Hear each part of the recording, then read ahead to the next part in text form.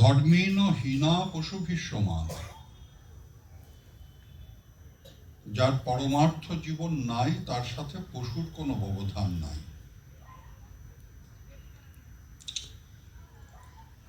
এই সমস্ত কথা বহু পুরনো। আহার নিদ্রা ভয় মৈথুনঞ্চ সামান্যমি তৎপশুভির নরানাম ধর্ম হি তেষাম অধিক বিশেষ ধর্মেণ হীনা পশুভিঃ সমানা। ঋষিবৃন্দ বললেন যে শোনো, তোমার সাথে পশুর কিন্তু বড় একটা ব্যবধান নাই। তোমার কর্মের কারণে, তোমার ভাবনার কারণে তুমি মানুষ একটা নাম পেয়েছ, ঠিক সেই রকমই আর একটা নাম হচ্ছে সিংহ, আর একটা নাম বাঘ, আর একটা নাম ছাগল, আর একটা নাম শূকর, ইত্যাদি ইত্যাদি। মানুষ একটা নাম ভিন্ন কিছু নয়। যে যে প্রবৃত্তি নিয়ে একটা পশু পশু হয়, মানুষও সেই প্রবৃত্তিতে আক্রান্ত। হ্যাঁ, পশুর সাথে মানুষের প্রবৃত্তির খুব একটা ব্যবধান নাই।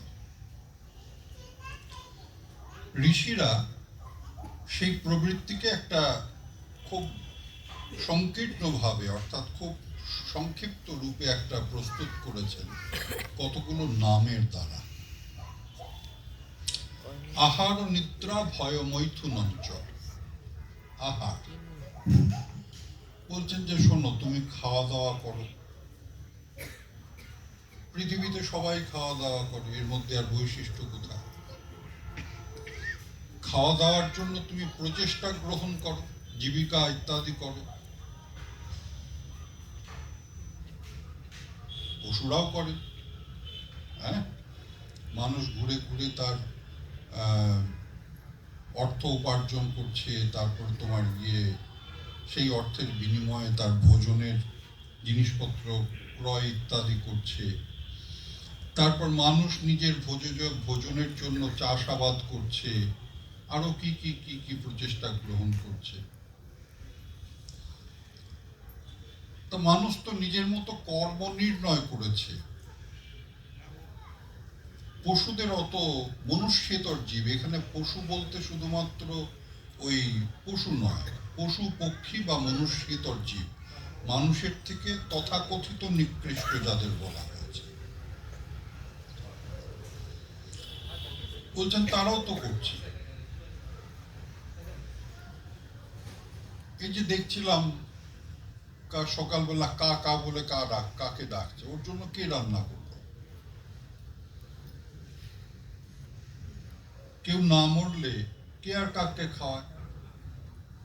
হ্যাঁ, কেউ মরলে তখন কেউ কা কা বলে চিৎকার করে বলে খেয়ে যা খেয়ে যা। মানুষের আর খেয়ে কাজ নেই, সে তার পূর্বপুরুষ বা আত্মীয় স্বজন মরে কাক হয়েছে।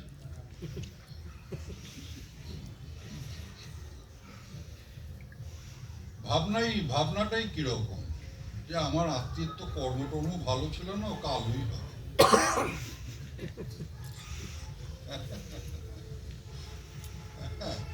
মানুষ তো ভালো ছিল না, কাকই হবে। কাকে তুমি বলে দেখো কাক হয়ে জন্মাবি, সে কিরকম রাগটা করে দেখো।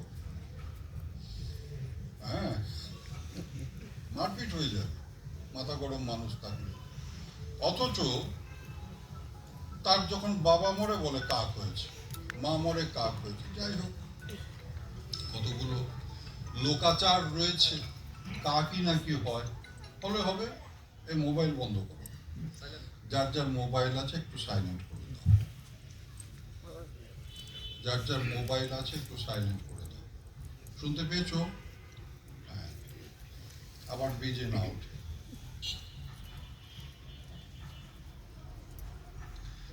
এখন একজনের বাবা মরেছে,